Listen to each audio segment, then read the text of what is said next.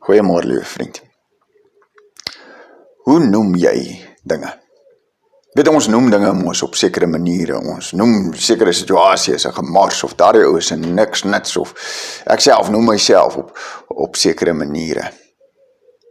Die Here praat met Jesaja 8 vers 11, sê hy in sy groot mag het die Here my gewaarsku, om nie die voorbeeld van hierdie volk te volg nie. Hy het gesê, julle moenie alles 'n sameswering noem, wat hierdie volk 'n sameswering noem nie. Julle moenie bang wees en skrik vir die dinge waarvoor hulle bang is nie. Julle moet die Here, die Almagtige, eer as heilige. Vir hom moet julle vrees, en vir hom moet julle bang wees. Hy sal vir julle 'n veilige beskutting wees. Staan die volk was in daardie stadium was in 'n groot bedreiging.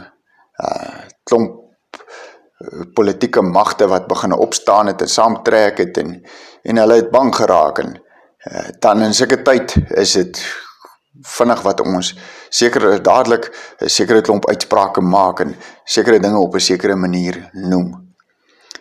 Maar ons noem dinge baie keer op 'n sekere manier omdat ons aan sekere dinge, sekere waarde heg, sekere vrees het vir sekere dinge in die lewe. Wat vrees jy?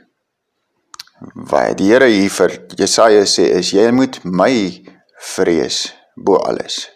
Ja, maar ons nie meer sê, weet jy moet krampagtig vir my vrees nie, hy sê juis, ek sal vir jou beskutting wees.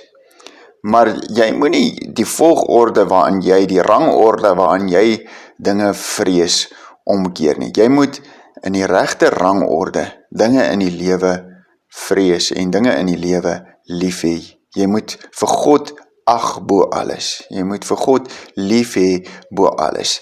En as ons daai rangorde regstel, dan stel dit ons perspektiewe reg in die lewe. En dan kan ons dinge reg evalueer. En dan kan ons dinge reg noem. En kom ons slaan 8 dae op vandag. Dat ons nie sommer net in gesprekke ook saamgevoer word en dinge noem en evalueer en sê maar hierdie ding is so of dis dit of dis dat op grond van hoe mense dit maar doen nie. Maar dat ons uit geloof uit in die manier wat ons God in ag neem, dinge noem en hulle regte waarde vir hulle gee en die regte aandag gee daar waar dit nodig is en die eer gee waar dit nodig is. Kom ons bid. Here, U is soveel groter, soveel magtiger as al die dinge wat ons voor bang is. U is onsagwekkend, U is groot. En ons kom buig in hierdie oggend voor U. Ons kom erken U as God bo alles.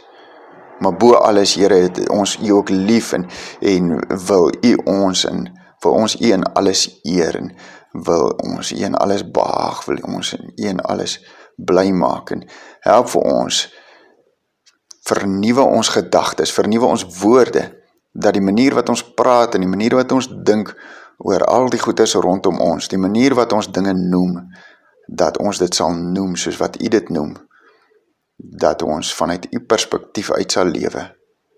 Ons bid dit in Jesus se naam. Amen.